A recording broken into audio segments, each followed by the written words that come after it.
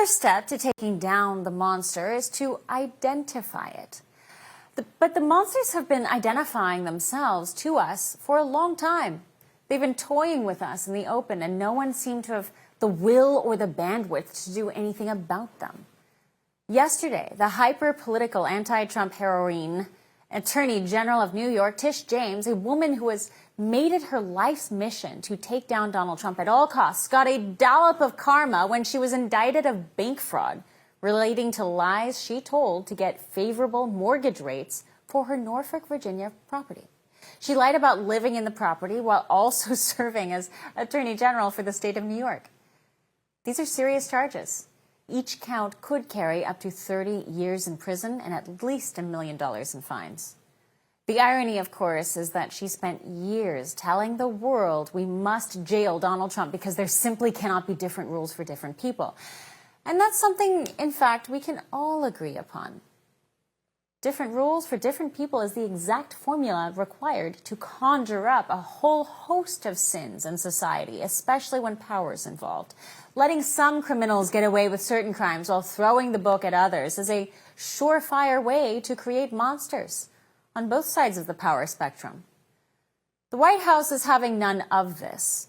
Monsters should be prosecuted for their deeds, and they are under the Trump White House. Case in point, Antifa, a violent domestic terrorist group that has skated by for years, seemingly immune from the scrutinous eyes of the law, where grandmas were being thrown into solitary confinement for walking around the Capitol on January 6th, at the same time that Antifa punks were caught burning cities and bashing windows and attacking people, and they were getting bailed out and protected. No more. Earlier this week, President Trump hosted a White House roundtable on Antifa and domestic political violence, calling it the start of a federal coordinated strategy to combat what he described as a networked ideological threat inside the U.S. Well, the event follows the president's September order designating Antifa as a domestic terrorist entity, the first time in U.S. history such a label has been applied to a loosely organized movement rather than a named group. Data from the Center for Strategic and International Studies show left-wing political violence has spiked sharply in 2025, surpassing every year since the 70s in both incidents and property damage.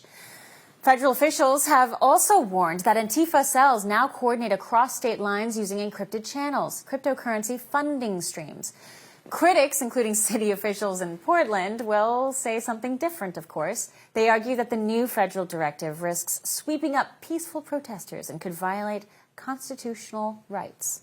The broader question is whether Washington can target political violence without turning political disagreement into a crime.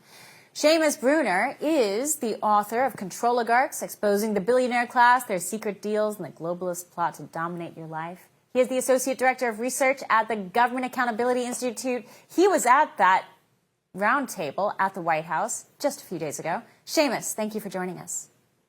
Chanel, it's so good to see you.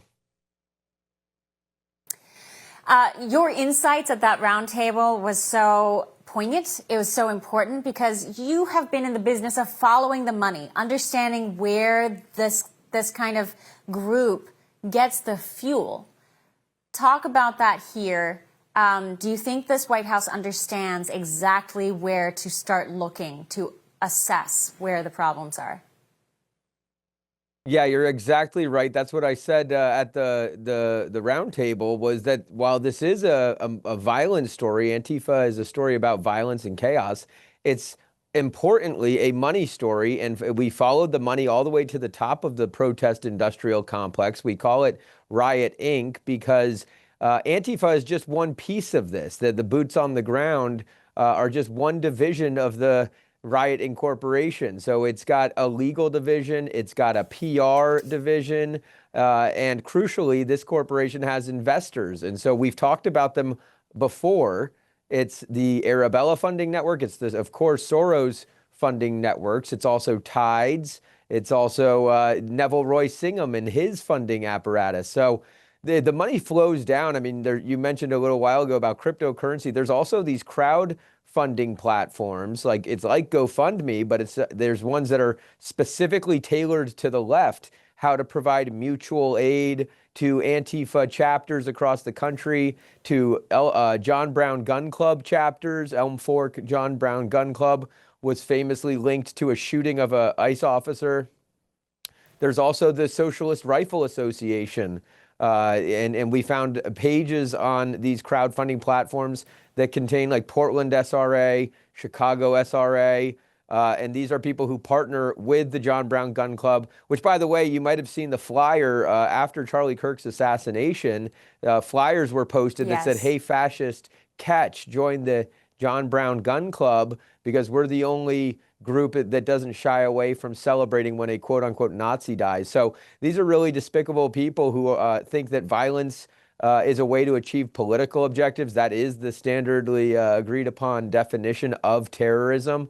And so what I said to President Trump and the rest of the top cops, Attorney General Bondi, Kash Patel, etc., was that you have to follow the money all the way to the top, and I do believe that they are doing that.